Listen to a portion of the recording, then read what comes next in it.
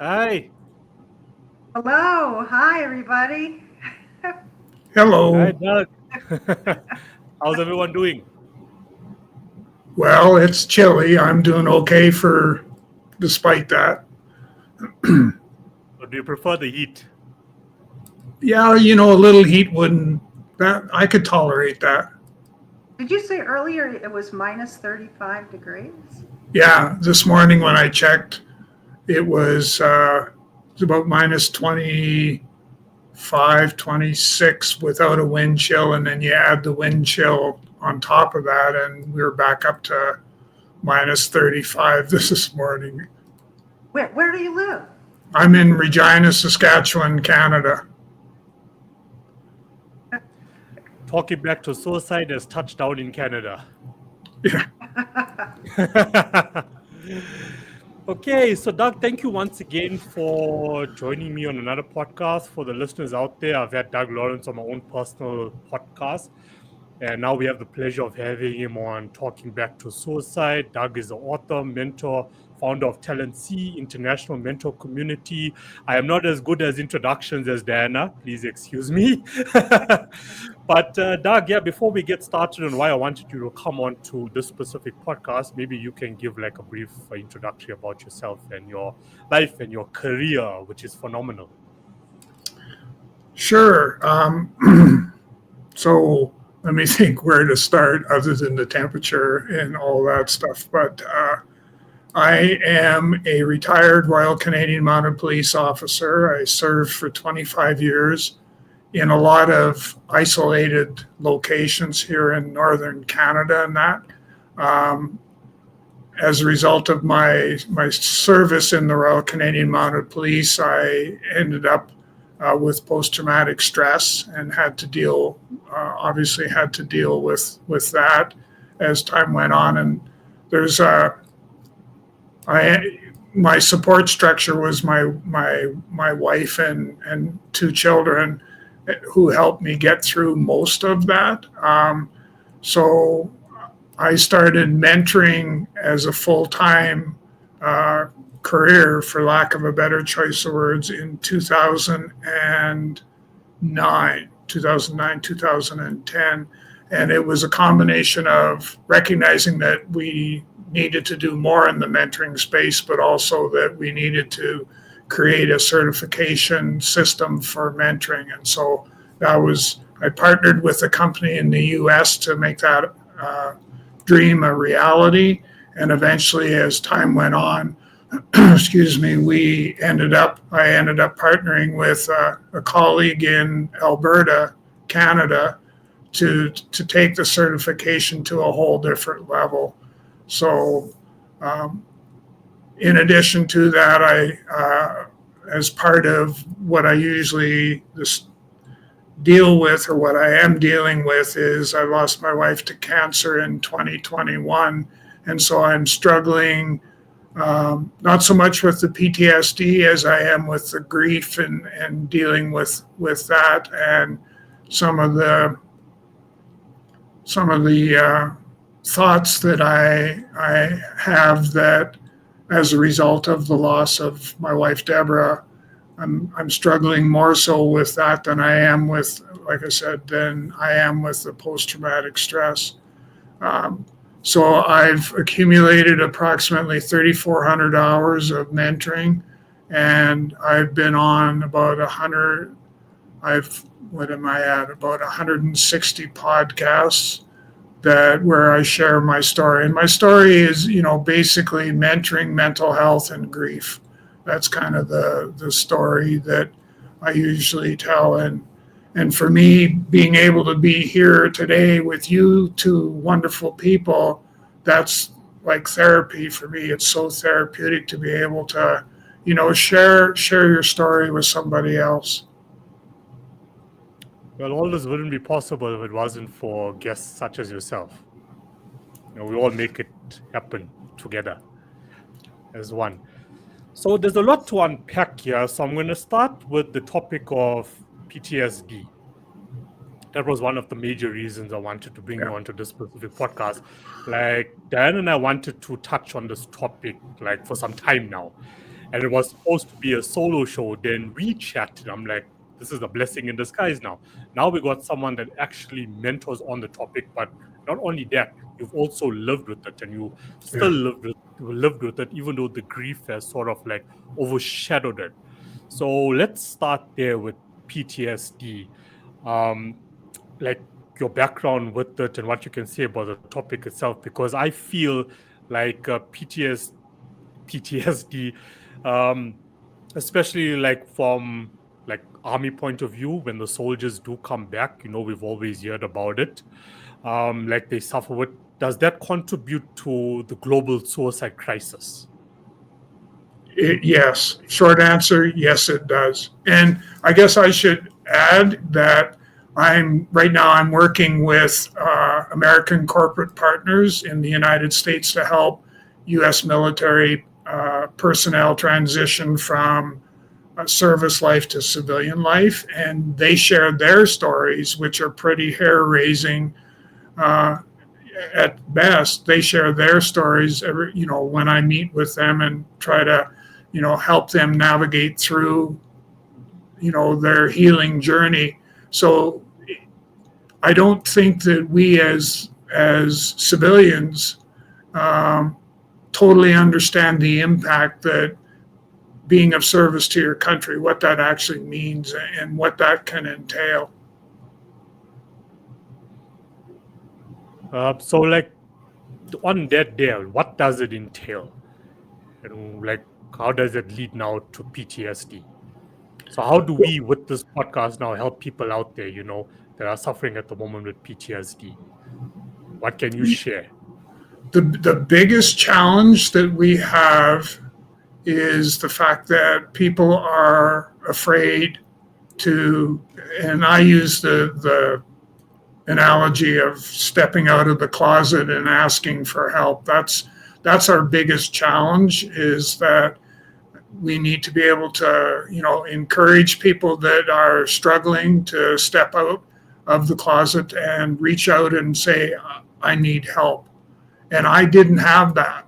That was not available for me to be able to do. I had to sort of hang on and cling to my wife and 2 children for any of the moral support, any of the healing that I was trying to do.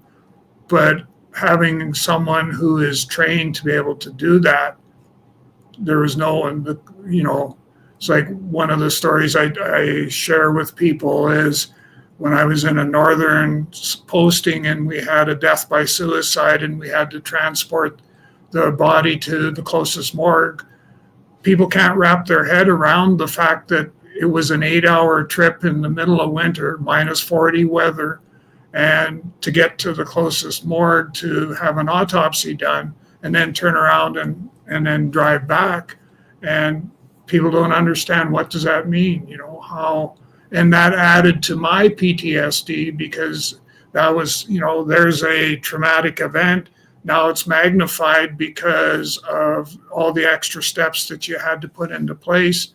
And on top of it all, in that particular case, it was a young lad, 16 years of age, that I, had spent quite a bit of time with, and we were going to go on the hockey team together. So, it's, people don't understand that, and they don't know that all you have to do to help somebody is just say, I'm here, let me help you, and let me walk beside you so that you don't have to go on that journey by yourself.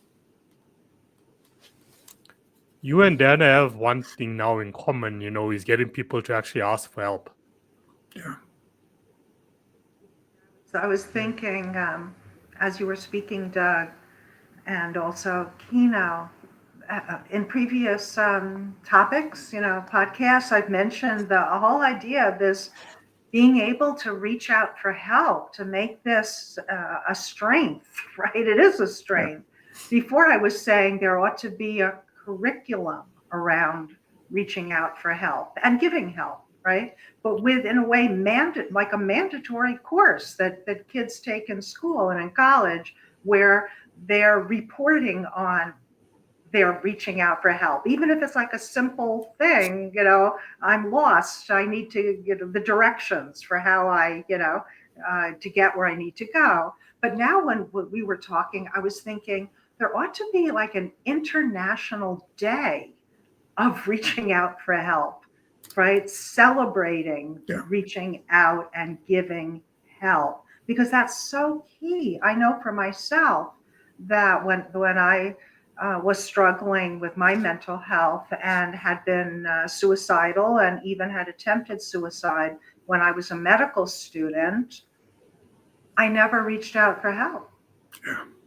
Really, the door was closed. It's not that I didn't reach out for help. It was that reaching out for help was not an option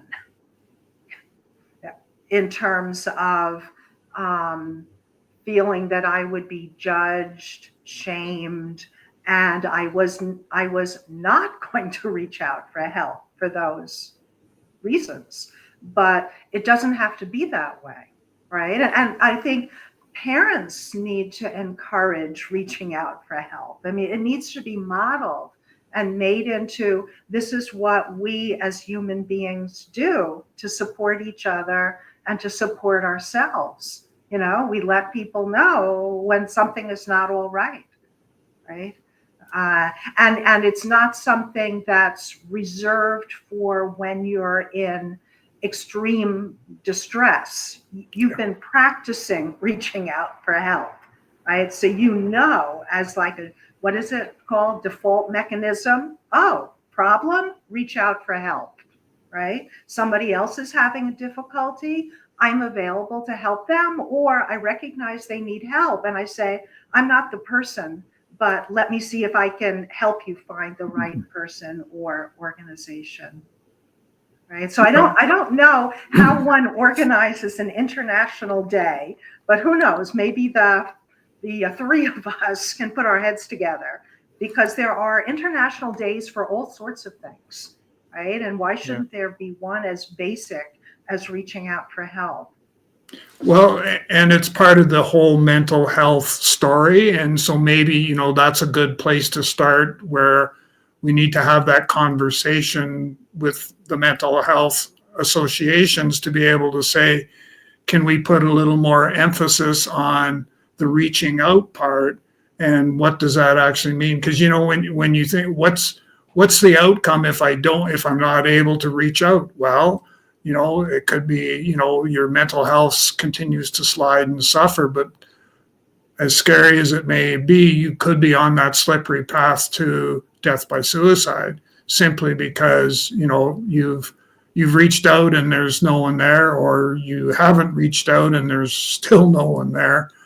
So it's all of those pieces that I think we could probably tap into, what the mental health associations actually have in place, and just leverage that a little bit more.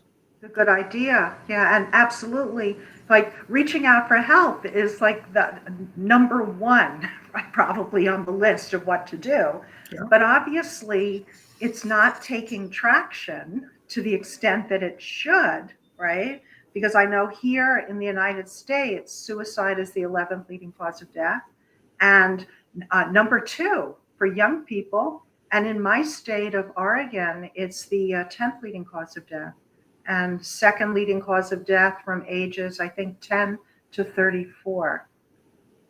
So that obstacle around reaching out for help, we could say reach out for help until we're blue in the face. Yeah. But something else needs to happen for it to be normalized, reaching out for help. Yeah. Because we talk about normalizing conversations about mental health, which is absolutely true. But we also have to normalize reaching out for help. Yeah, I agree. Could you, Doug, say a bit more about, in terms of post-traumatic stress disorder, some examples of events that were traumatizing, and then what kind of symptoms were you having regarding PTSD? And when did you realize that, wow, I think I have PTSD? Yeah. So I'll start with, kind of the events that were, so for me, it was, working obviously in a law enforcement field that if there was, a death by suicide or something like that, you typically, especially in the small communities that I was in, you typically were the person that got called or that the call was dispatched to have to deal with it. And then because you were the only person, like in my case, when my young 18-year-old friend took his death by suicide, I had nowhere else to turn to for help. I was it. And so that meant I had to do the on-site investigation. I had to transport the body, like I mentioned before. I had to turn around and bring the body back and then go through the process of attending the funeral because I had a close relationship with him. And so going through that, but just seeing, what I'm trying to figure how I can say this, but just seeing him in that state was added to what I was already experiencing and feeling. And I actually, before we went live, I went and I looked at, over the course of my career in the Royal Canadian Mounted Police, I dealt with death by suicide at a minimum 14 times. Sure. So, 14 times. Most of that was alcohol induced. A lot of it was just giving up hope that life had, more to offer than what it appeared to do. So people, death by suicide was the answer. So they thought. In my particular case, I turned to alcohol as a way to manage what I was experiencing and feeling. In fact, when, the young lad took had death by suicide, when I came home and come back from having made the trip to go to the morgue and then coming back, I went right straight to my liquor cabinet, grabbed a bottle of Scotch whiskey, threw the cap away, and sat on my couch and thought, well, this is going to fix it. And it didn't. And then what ended up happening was that the more, I wasn't the most popular person that my wife could be around at that particular time because I was struggling with my emotions and the feelings, and then silly me thinking that by drinking all that alcohol, that was going to fix it. And it didn't. It made it worse. And it was actually, I remember we were in another community and I was doing a presentation on mentoring for youth. And I had taken Deborah with me, and somebody had asked a question, how did this impact you? They'd asked her direct how it impacted her with all the stuff that I dealt with. And she said, he doesn't know it, but he came so close to losing me and the two children because of his behavior. And that's the big thing, is that it's a behavior that can change if you nip it soon enough versus, if I wait long enough, maybe things will change, or gee, maybe they'll accept my behavior as it is. No, they don't. Were you having flashbacks to the traumatic events, or I'm thinking a foreshortened view of the future yourself, or thoughts popping in your head versus dissociation, because there's a spectrum of symptoms with PTSD. What would happen, what would happen is, so with the Royal Canadian Mounted Police, you'd get transferred to a new community every so often. And so like for me, the 14, what have I got here? 1, 2, 3, 4, 5, 6, 7, 8. So probably about 7 to 10. Well, actually, if I think back, I think I was transferred 11 or 12 times to different locations, northern Canada, and then some in central Canada and stuff like that. Every time you get moved, what would happen is you'd go to on a call and have to investigate something. And what would happen is the memory would come back of what you had to deal with and all those sorts of things. And it would take you back to that event so that you got to be where you were in a place where you dreaded the phone. We used to laugh and joke. We never put pictures on the wall because every time you put a picture on the wall, the phone would ring and it would be, you're being moved to this location.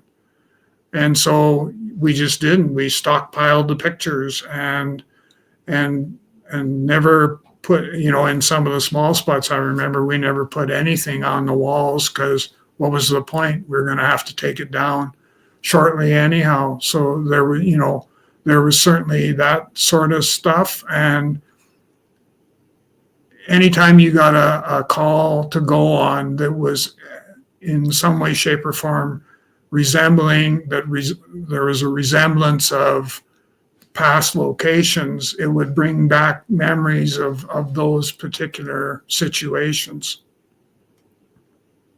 Within the police force, what type of support was there related to the mental health impact of what you were all dealing with? None. There was none. And I think they've improved somewhat, but I have heard from serving members that it's better, but it's not where it needs to be. We still haven't grasped the whole idea of walking beside somebody who is dealing with or struggling with mental health and what's the reason for them experiencing the root cause. I knew it would come to me. The root cause, what's the root cause of their behavior? Why do you think there was no help or acknowledgement? There wasn't. Yeah, I'm saying, but what was the reason why there wasn't? What was the thinking?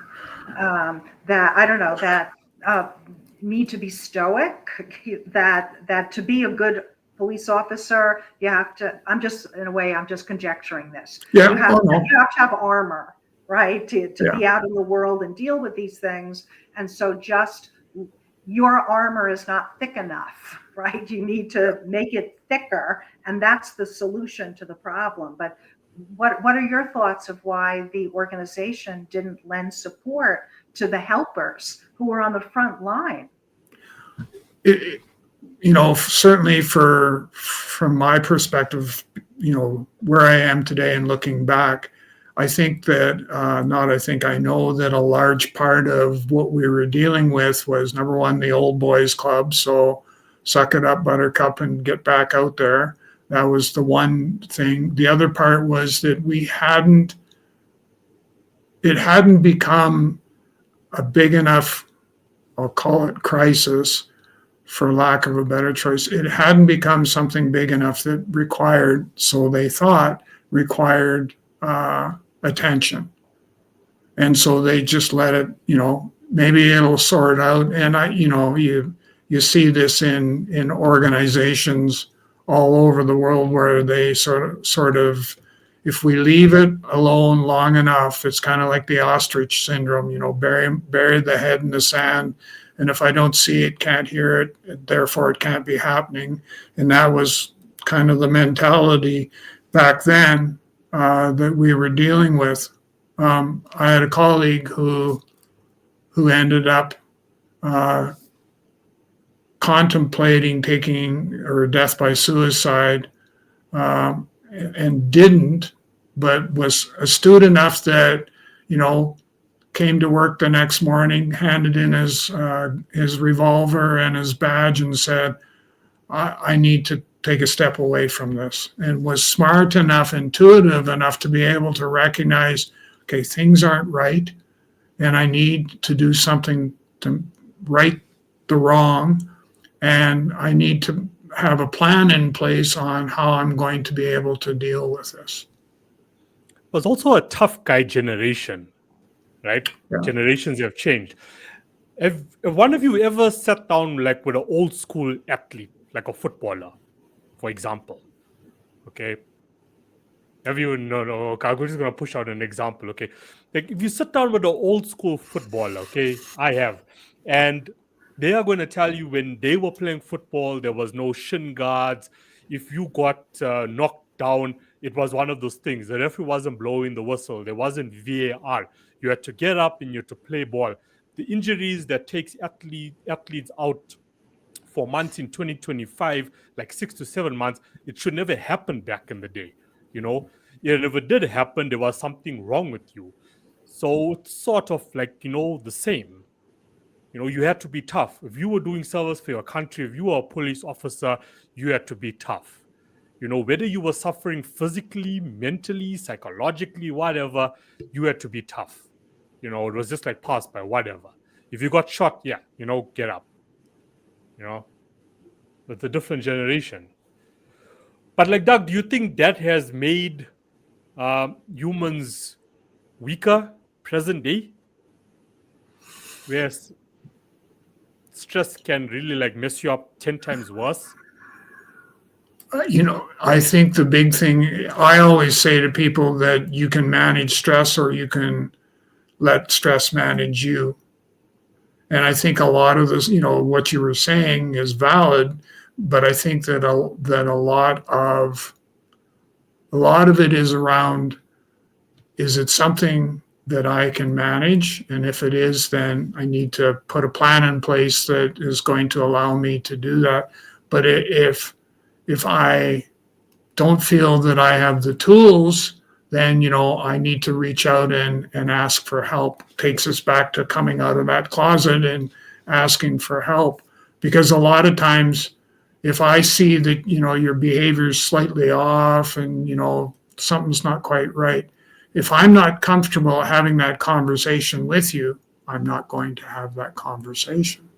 But if I'm comfortable enough, I'm going to be able to have that conversation and say, you don't need to walk this journey by yourself. I'm here to walk with you, and let's have a conversation. Let's create a safe place for that conversation, and let's have that conversation. And let's talk about what are some of the outcomes that we want to work towards. What you just said, Doug, I was thinking that it also, our being able to reach out for help models for not only our family, but also potentially in the workplace, the impact of when we say to that family who tragically just lost their child to suicide, right? Yeah. In your conversation with them, I would imagine you were also supporting them, of course, and also if you need to reach out for help or even change it, you will need to reach out for help. No one can go through this alone, this devastating loss. And I wanted to say that when you were sharing about the suicide of the young person, did you say that was your son's friend? No, it was my friend.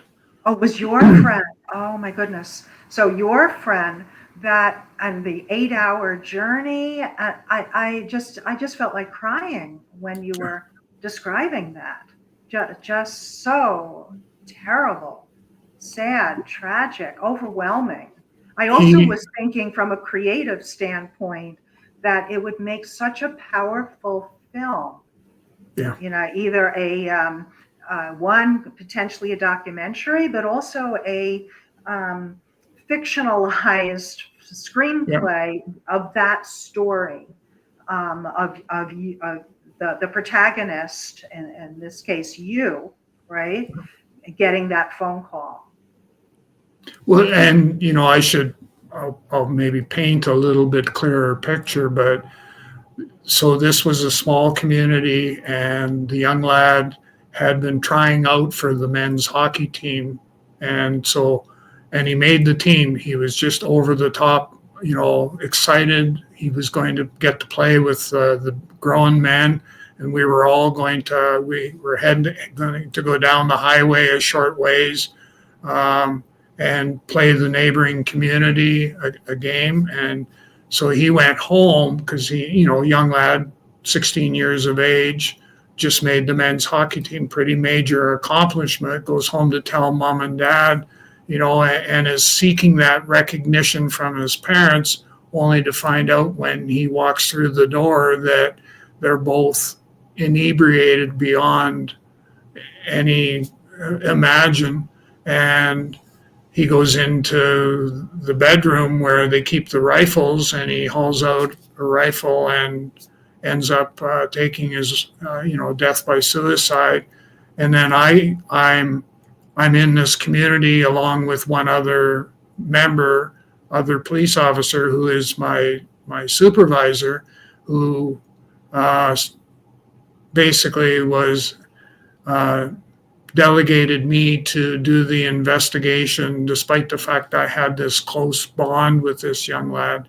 But that was just the way things was somebody's got to do it. So I guess that's you, Doug. So I ended up doing the investigation, and then bringing the body back to the office where we stored it until we could get arrangements made to come out. So I ended up getting the short straw. And it was also ironic that they wanted someone to go with me, and the only person that they could find that would take the short straw was my soon-to-be wife, Deborah.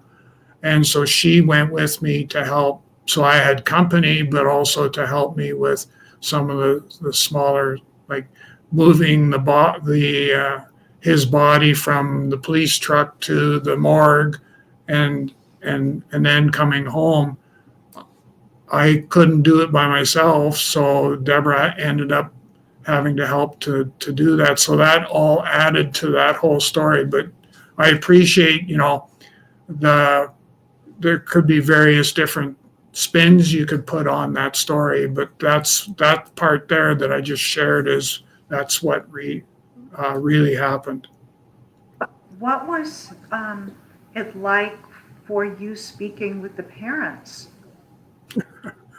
Well, trying to get them to understand when they were so inebriated. They'd already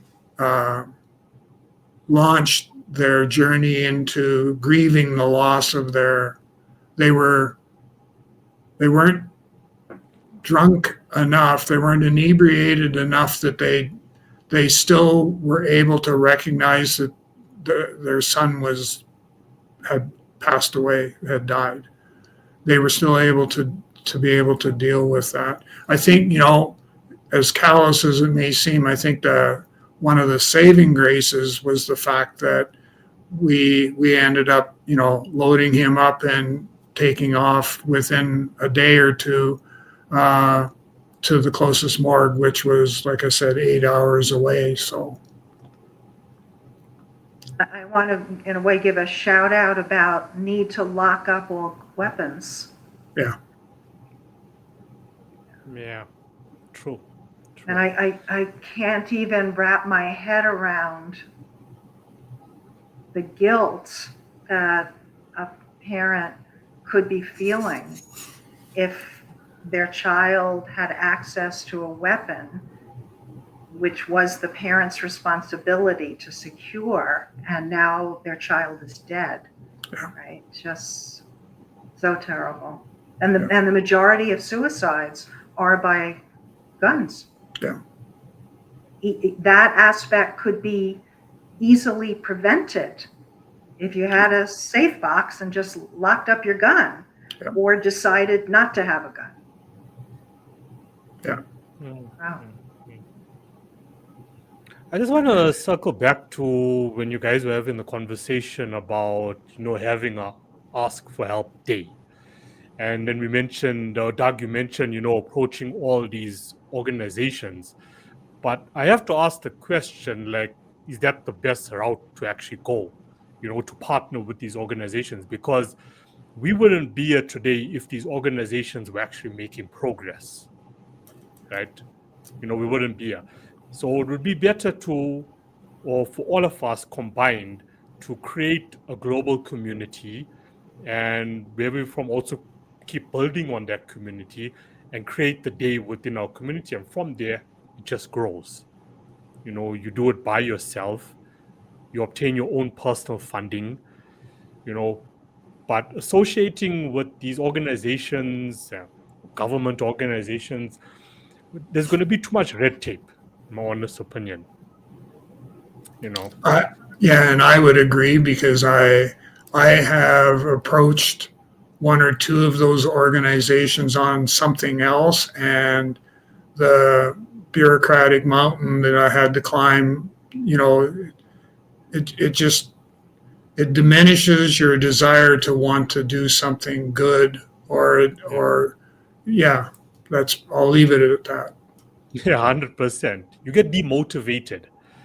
Yeah. You keep, asking these organizations for help. You keep sending them letters. You want to set up a meeting with, the managing director, CEO, whoever, and you just get turned on all the time, because people like us are passionate about the topic and we actually want to make a real change, but they just like bring you down, especially if you're smarter than them and you actually got good ideas. They're going to be like, whatever, we'll get back to you, but they never do. So it's better to just do it yourself, just like how we can launch a podcast on the topic decentralized. Nothing is impossible. I had an experience of that literally this morning, where I reached out to a major mental health organization from a email. Last email was in June 2024, where a person in that organization had thanked me for coming to their organization in person because I wanted to collaborate with them. In their email back to me, it was a thank you, and we want to collaborate, and I just put some of your Creative Lifelines artwork up on my wall, right? And so it was in full anticipation that there was going to be some sort of collaboration, right? But there was no follow-up from them. Yeah. Zero. And that was from an enthusiastic response to what I was offering in terms of wanting to collaborate, and free of charge collaboration, just for the goodness of doing it. But being someone that doesn't want to give up, right? I emailed them this morning and I said, I hope this message finds you in good spirits. And I'm reaching out again because nothing emerged from when we last met. And I have some other ideas that I'd like to share with you. And one of those ideas, so I'm going to share the two ideas that I put in the email. One is, Doug, I have the Hold On campaign has funding through the Oregon Council for Child and Adolescent Psychiatry. I'm a retired child psychiatrist, but the funding is being allowed to be used for what I'm calling the Create Resilience youth art contest for suicide prevention. And it's for youth ages 13 to 21. The think creatively how to improve your own mental health, family, community. You can write it as an essay, a poem, a song, a story, a dance, as long as it's created to the linked to the theme. And the funding it has been allowed to be used for cash awards. So I'm thinking that with a monetary incentive, there may be more, in a way, sadly, interest in participating in this contest. And so I wrote to this other organization this morning saying, wouldn't it be great if you could help promote this contest, get the word out, because the entries would start May 1st, and May is Mental Health Awareness Month. And then the winners would be announced September 10th, which is World Suicide Prevention Day. So that was idea one. And idea two is the organization does support groups online, and have an idea of doing, I and two colleagues, of doing a 15-week, one time per week, support group related to physical pain and suicide, breaking that cycle and seeing if it might be possible to do those series of sessions through this organization. And the reason why I was reaching out this morning is we just heard word from another organization that had expressed interest in this, but then they found out that because there could be liability issues in having a group. So I wanted to ask you about that. In having a group, that they felt their organization was not the right one to do this, fully supporting the project, right? Promoting it, getting the word out, but felt that their organization's mission was different and did not want to take on this liability, right? So I wanted to just put that word out there about, you're right, about organizations. And I guess having some point for myself, like you reach out, and at some point you just say, okay, that door it opened, it closed, it's not going to open again. Time to find another door, or create your own door. But I wanted to ask you, Doug, about the mentoring and medical legal liability. How do you cover that? Because potentially in the group, in that mentorship, somebody gets triggered, and now they're feeling worse. God forbid they attempt suicide or, do something else dire to their mental health. If there were a mentoring group, one person says something that upsets another person. How do you handle the medical legal liability? Is the mentorship therapy? It's therapeutic? How do you handle that so that your organization and you yourself are not at risk of being sued?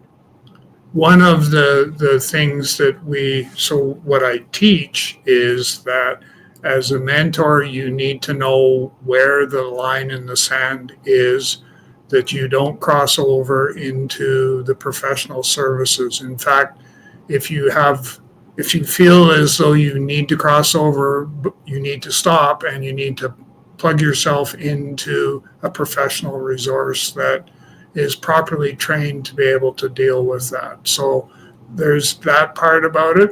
The other part is that I too have been doing some work in the grief support groups. And what I go through the same process is let me back up. I spoke to at a college last week, I think it was, to the HR students, the human resource students.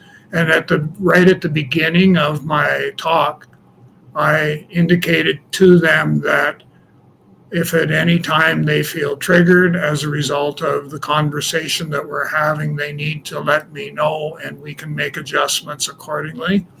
And because I think it was the year before or the year before that I actually forgot to do my pre-warning, if you want to call it that, and it triggered a young person who was dealing with a loss. What it did was it created a great opportunity for me to work with youth to be able to deal with the loss of a loved one and grief and stuff like that. But the intent was not done for that particular reason. So as mentors, as mentors, we need to be very intuitive. We need to be very much plugged into how is this person that I'm spending time with, how are they reacting to what it is that we're doing?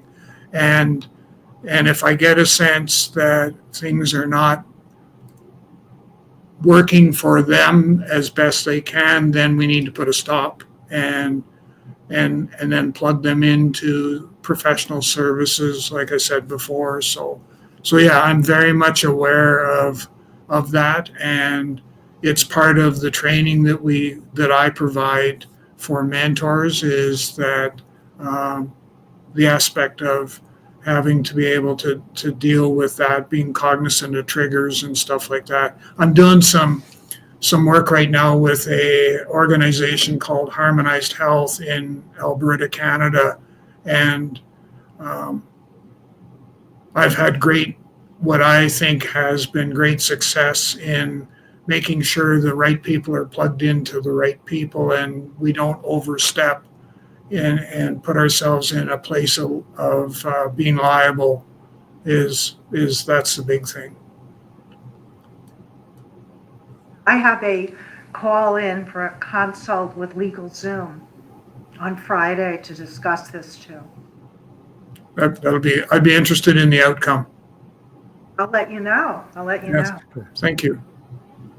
It's also the importance of emotional intelligence. Okay. Like if I'm going to ask someone, do they need help? Just like being a mentor. And I haven't forgotten, Doug, to do my application for your course. Just in case you're wondering why you haven't received anything from my side as yet. But you have to have strong emotional intelligence. As you said, as a mentor, you need to understand the person, not just what they're saying or what they're thinking, but how are they feeling? Can I feel how they're feeling to understand? And maybe that's why there's a lot of people out there that don't ask for help, because you hearing me, you probably listening to me, you're taking it all in, but are you giving me advice from an emotional standing point? Not from an intellectual standing point. Like, can you feel what I'm feeling at this present moment? And what's important there is that as a mentor, I'm not there to fix. I'm there to guide. So I don't tell people that I'm working with, especially in the mental health space, but I don't do that any other place either. But I don't tell you what to do. I don't tell you how you need. So we've had this conversation, and therefore I think you should do this. Now go and do it. No, that's their decision as to. And if you can ask the right questions and provide the guidance, then they will own the outcome. They will own the direction that they want to take the journey, and you're just there to provide support. You're there to walk beside them, and that diminishes the liability perspective that you have to be kind of in the back of your mind as well. Thanks for sharing that. I'm curious about what you said earlier on. PTSD, when your wife passed away, it transitioned into, what's the word? Grief. Transition to grief. Thank you. So transition into grief. Why do you think that happened? That transition of emotions. Well, What's something that kicked in after that? Yeah, I just think that the grief was a better. I'll use the terminology that grief provided me with the tools better than what post-traumatic stress would, because using flashbacks as an example, the only flashback that I can think of is if somebody else passes away and you're having to deal with, the loss of another loved person and stuff like that. I guess, there could be that could be a triggering event. I know I lost my mom in 2007, and then my good wife Deborah in 2021. there was definitely some triggering that took place when Deborah passed, because it made me think back to Mom and all the things that, we ended up having to deal with there. But for me, the PTSD is more, I'm going to suggest or say that any reoccurrence of PTSD that I'm experiencing is work related, or where I'm seeing or I'm being triggered by something similar to work related stuff that I have done, and not so much on the grieving side of things. How would you define grief? Oh my goodness. Simplistically, it's the body's reaction. So it would be, what's the word? I had it on the tip of my tongue, but it would be me. It's an emotional response to the loss of a loved one, more than anything else. And it's something that will go on for a long, undefined period of time while you attempt to, go through and get everything sorted in your mind as to whereabouts am I, and, have I dealt with any anger that I have accumulated as a result of the loss of Deborah? Have I gone through different emotional feelings and stuff like that I've never experienced before? And if so, then how do I go about dealing with some of those? So it's that part. I've actually, when you said, how would you describe or define grief, I actually have a book coming out, slight plug, coming out in April, that is Grief, the Silent Pandemic is the title of the book. And it gets into the idea or the concept of a grief mentor. So somebody who, such as myself, who kind of specializes in how mentoring can be utilized when it comes to grief and dealing with grief. So I'll have a better definition for you when that comes out. Oh, well done. To,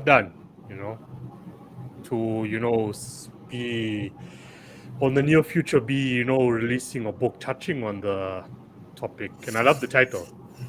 It's a good title. It's a very good title. I was thinking, Doug, that from what you've shared, your wife was such a support to you, right? And her death, let alone being your wife, loving her, sharing a life of experiences with her, but that loss of that support, right, which doesn't necessarily occur in all relationships the way that it occurred for you in your relationship, must have been, and I'm sure continues to be, quite profound. There isn't a day that goes by where I haven't learned something new about Deborah. She was a remarkable woman that touched so many different souls, and was able. Everybody was her friend. She would go to the moon and back if she could do it, if that's what you needed her to do.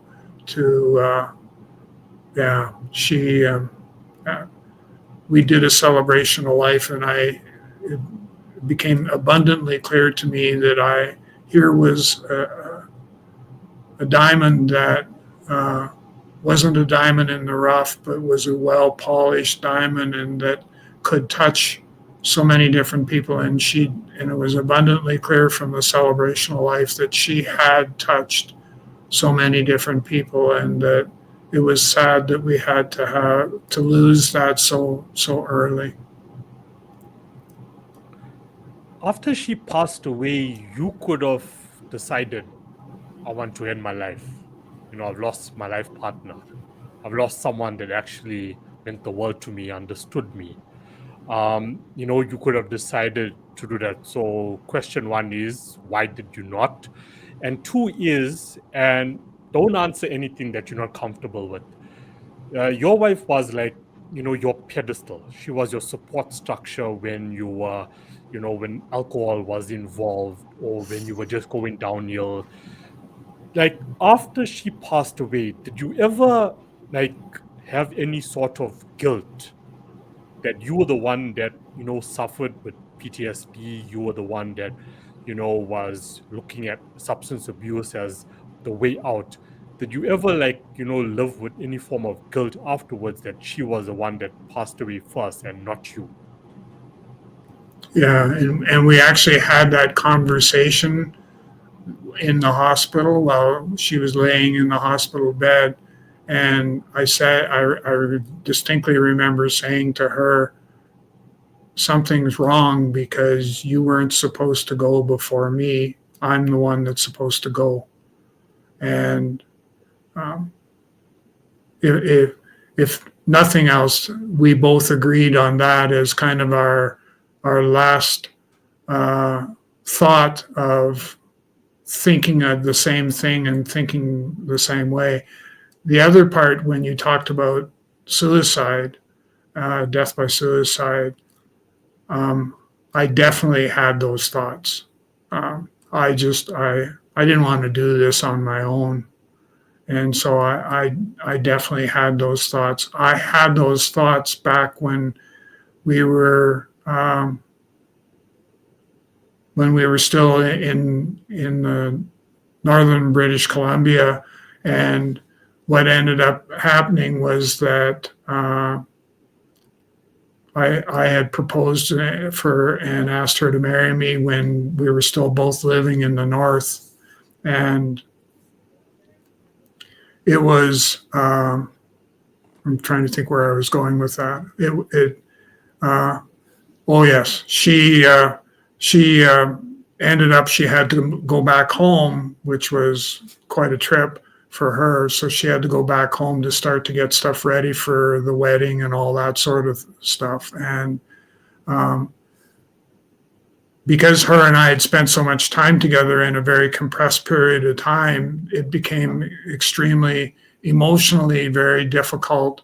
And I found myself reaching out for alcohol once again to sort of act as my bridge. But we used to write letters to each other while we were separated. So we would write letters, and I used to joke and say that she needed to put more effort in writing these letters, because my letters to her were like 35-page novels. And she said, well, I'm doing the best I can, and let me sprinkle perfume on the letters and stuff. And she did, all those great, wonderful things. But there was a time period, and I remember it very clearly, that I said to myself, I don't know if I can wait till then. There's got to be something we could do to speed this process up. And we ended up, we got creative. We orchestrated a couple trips out to go. She was down in Victoria, British Columbia, getting the wedding ready. So we would orchestrate trips down to Victoria where we could spend 3-4 days together and then get back in a plane and head back north. And so we did that. But to answer your question, yes, I had suicidal thoughts then, and I've had them when Deborah passed. It took me a while to think my way through, and I think the big thing that kind of pulled me out of the ditch was the grandchildren, and wanting to I had established, some thoughts in my mind. I wanted to see my granddaughter, graduate from high school. I wanted to see my granddaughter, uh, get married, and I wanted to be there to walk her down the aisle or walk with her down the aisle. So, yeah. They became your why. Yeah. Find your why. Thanks for sharing. It's not easy to lose someone. Okay, we've all lost someone close, special to us. Some cases are not the same as the next, of course, but it's also, from a spiritual point of view, like when I listen to people, speaking about their loved ones, I tend to smile a lot because it's like we celebrating their life, Yeah. which is a good thing as well. It's a good thing. I'm sure you and then are you familiar with Tony Robbins? Yeah. Right? I was watching. He went live on Instagram last night, and I just thought, okay, let me check it out. Even though it was late in South Africa, I'm like, let me check it out. And the work this guy does, it's mind blowing. It's mind blowing. Like he had his set people who were like in his workshop, but then he was also like live on Instagram. And he told everyone, whether you were watching on Instagram, whether you were in the workshop, whether you were watching from Facebook or YouTube, close your eyes and think about the one thing that made you laugh a lot. One topic that made you laugh a lot. So I decided, okay, cool, let me go for it as well. And it's strange how you just end up laughing out loud and your whole language of your body changes. Yeah. And he's like, even if there's nothing to laugh about, fake laugh, and you're gonna end up laughing for real, and it's true, you do. Yeah. And then he's like, okay, now think about one moment in your life that made you so excited. Close your eyes and think about it, but use your body, and just be like pumped up about it. So I'm like, okay, cool, let me also do that. And it's crazy how your body language, no matter what you're Mhm. thinking of, how much anxiety you're going through or depression, but if you just celebrate like someone's memory or think of something good that has happened in your life, your mood just like uplifts, So, I was blown away by that experience last night. Yeah. And I believe we end up in situations when we're supposed to, because it just teaches you so much more about how to go about life. So I'm just one that loves to celebrate people's lives and their memories, where other people want to hide it and are ashamed to talk about it. But instead of letting it like control you in a negative way, let it control you in a positive way. Like how you talk about your memories with Deborah. Like, wow, it's an organic love story. It's something to smile about that inspires us to keep, moving on in life. So to like the people out there who have lost someone, who are thinking about, committing suicide, stop right here and be like, okay, the life I shared with that person, even if it's a friend, mother, father, grandmother, grandfather, whoever, think about the good times. Celebrate that, because they don't want you to take your life, and they're here with you right now. And celebrate that. And Being able to celebrate that love, right? Yeah. The love, yeah. and also integrate it with the loss and the sadness, but to have the love become the stronger and strengthening. I was thinking, Doug, that in your writing your book, which I know I'm going to be reading when it comes out, that in a way,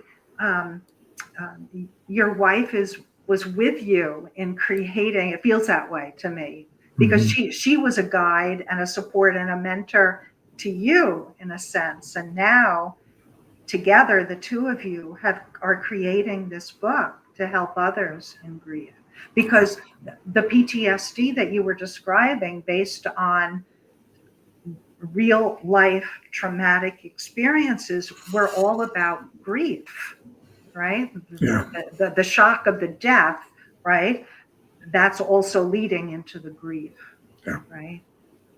I was thinking too that sharing your personal story, it's about your love for your wife and who she was. It's really talking, and this is like a clinical word, but it's talking about the power of attachment, right? Or Yeah. love, that love connection. And then thinking back to that, was he 16-year-old boy? Yeah. Yeah, who died in now I'm sure there was much more to the history before that moment, but to take, here he is, the top of his game, feeling so proud of what he's accomplished and will be accomplishing. And then he comes home to his parents that were intoxicated and not able to reflect back to him who he was in their eyes, that was the moment of his ending his life, that right, a disruption in that attachment and in that love, gone for that moment. And Yeah. unfortunately he took his life. So there's a bit of a parallel going on in terms of the how do we receive the love, right? How do we take in the love, and how do other people give us the love?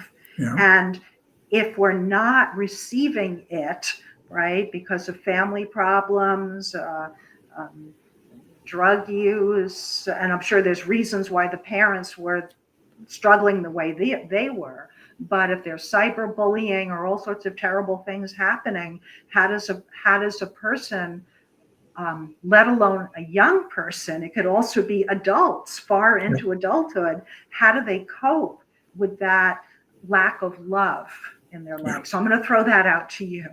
What do we do when we feel that, I don't know, we're betrayed, we're unseen, we're being hurt by people that ought to be caring for us, but they're not? How do we hold on and not just say, well, I give up on life, I can't take this anymore?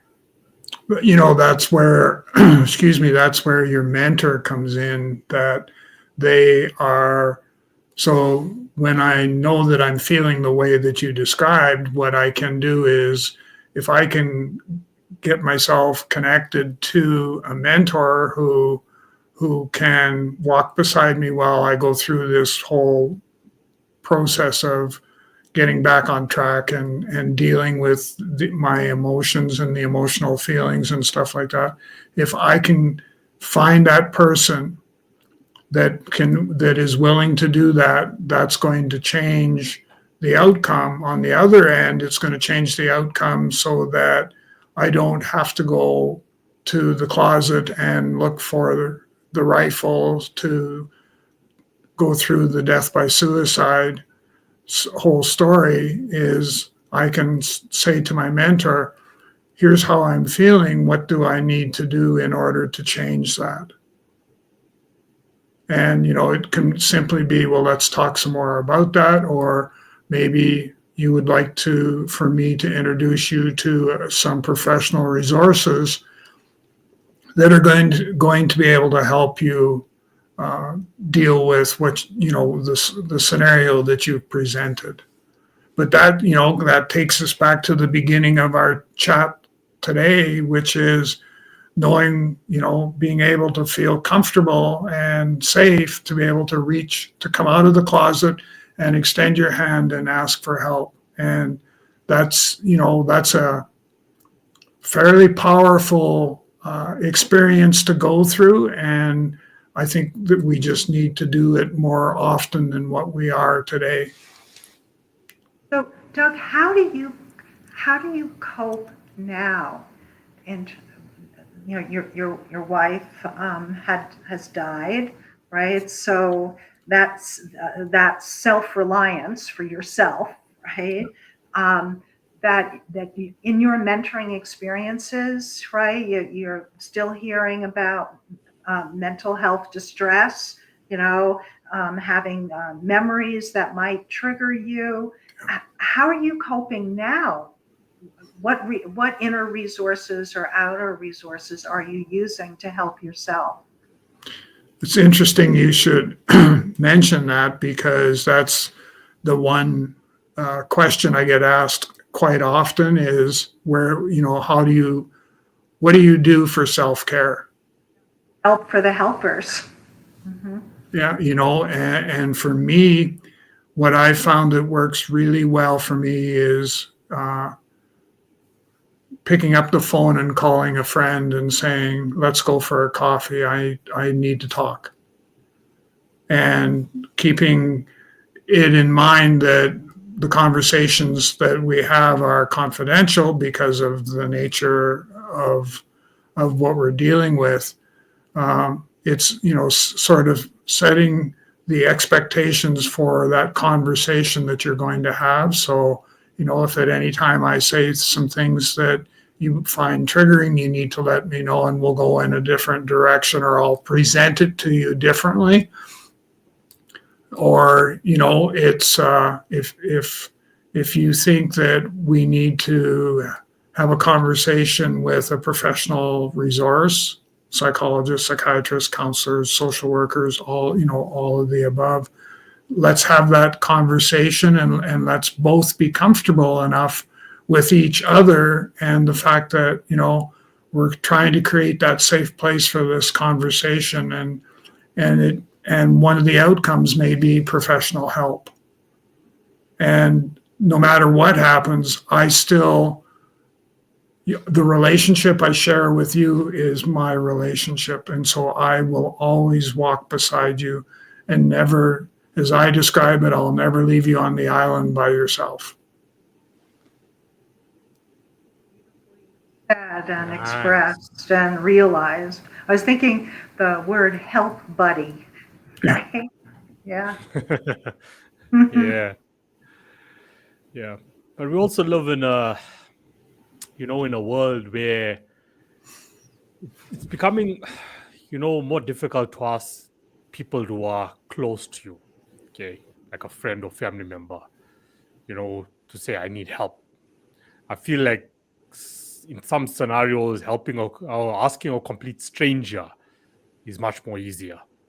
For me personally as well, I'd rather ask one of you for help or advice on a topic than ask a family member or, a friend. Sometimes we look at, the general public. It can be maybe easier for them, okay, to ask a family member or friend. But in our case, sometimes we forget that celebrities also suffer with mental illness. And there's been amazing celebrities around the world that have committed suicide. We look at Chester Bennington from Linkin Park. I'm just going to mention musicians because that's what I really focus on, Avicii, substance abuse.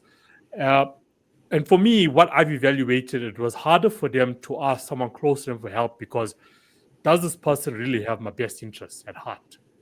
Are they jealous of me? Is they envy? Do they want to be me? We get this, So sometimes, Doug or Diana, you could be on a podcast and you got this mandate and it's coming from a good place, but there's individuals out there, and sometimes it can be individuals that are within your inner circle, that don't want the best for you because they could not accomplish what, the two of you have. So how can I ask them for help? So that pushes us, okay, let me look for a stranger, So we have to sort of focus all levels of society and approach each one differently.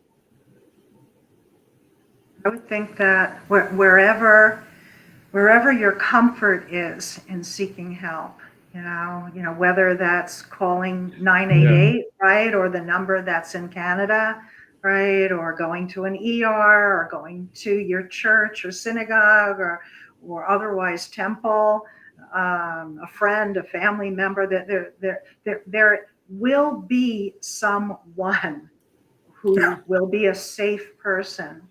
Sometimes one's own family isn't the safe place, and that's just the way it is. And you're not going to solve that problem now when you're in a state of distress, right? So reach out in however you can. And sometimes reaching out can also be helping yourself in the sense of, okay, now's the time to take a nap. Right? Now's the time to take a shower or listen to music that I like to play, right? Or take a walk. Or as you said, I'm going to call a friend, right? I was thinking about... Go ahead. Sorry, just one more thing, Doug, before. I was thinking when you said were you comfortable, I was thinking about your conversation with artificial intelligence. You know, Oh, remember you told me okay. a story when you asked. So imagine that's where like a good percentage of society is actually going. You know, let me ask AI. You know, for Yeah. help. You know, can it get there? That's interesting because, and I guess that we have to be careful about where AI in the future is taking us because the algorithm can end up being against us. You know, you talk Yeah. about, suicidal thinking or eating disorder difficulties or whatever, and all of a sudden your feed is increasingly giving you information on how to do whatever you're, thinking about, right? There was also recently a court case of a teenager who died by suicide, and it was related to his interacting. I'm not sure, it was a chat box. It was through AI. There was a character created. And initially, the character was talking about not killing yourself, right? But as the conversation progressed, the character was actually helping, encouraging the person to die by suicide, and he ended up killing himself.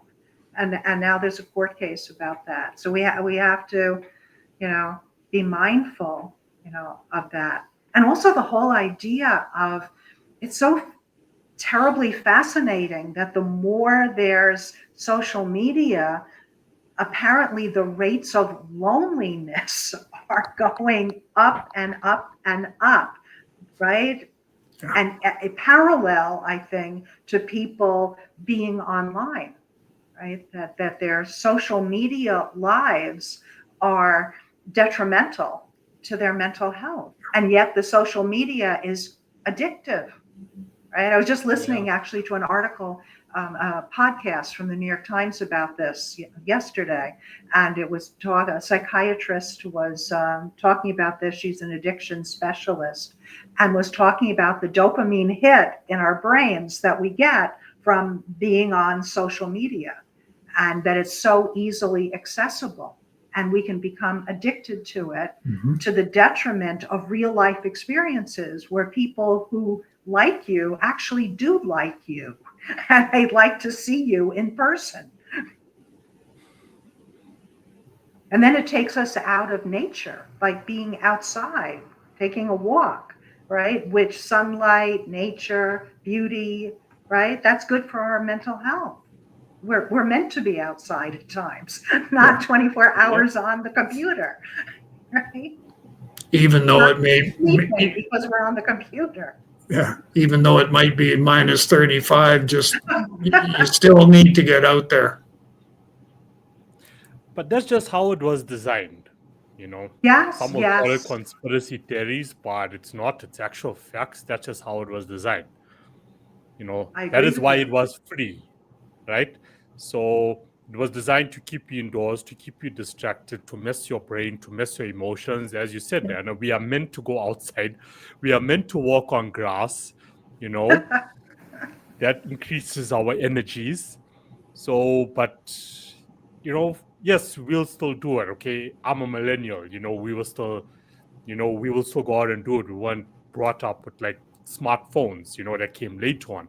But the generations that came after me, complete mess, no focus on spirituality, no focus on nature, no focus on this thing, which actually boosts, ourselves, our energies, our mental health. So yeah, is what it is. You have to take a deep breath, right? Yep. Exhale the negativity, right? And take one step at a time in the right direction. Well, and Yeah. I did that. I did I was doing a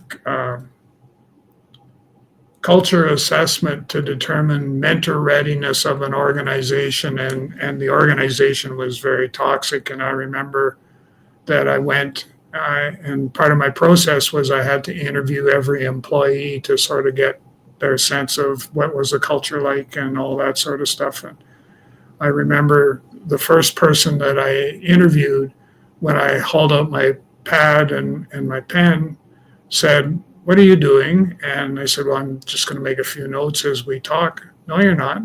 I said, "What do you mean?" And if you're going to be taking notes about what I'm going to say or what I'm going to tell you, we're done.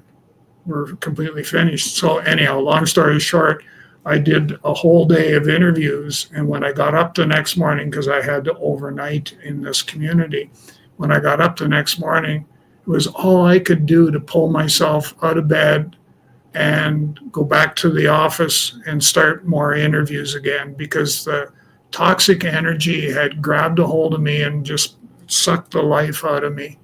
And I got thinking, if this is what this is all about, then you need to find somebody else, because I don't know that I want to do that. But as it turned out, we plugged through, and I made sure that I took more breaks so that I could have that self-care working for me instead of against me. 100%. 100%. So Know when glad you it's did time that, to- Doug. Yeah. Take a break. Take a time out. Doug, I mean, if there's nothing else from Diana, I'm not sure. Is there any more questions on your side? Oh, I could go on speaking to you, Doug. That's true. Okay, then Wrong maybe we question, can, Doug. Right. Thank you so we much, Doug. Well, for thank being- you. For being I think one more thing, you. Doug, before you and go, if you sharing could what you just have. touch on your book, You Are Not Alone. Yeah, so You Are Not Alone, my second book, Amazon bestseller, North America and the UK, recipient of the Bronze Medal Global Book Awards. It speaks to mentoring and mental health and how the two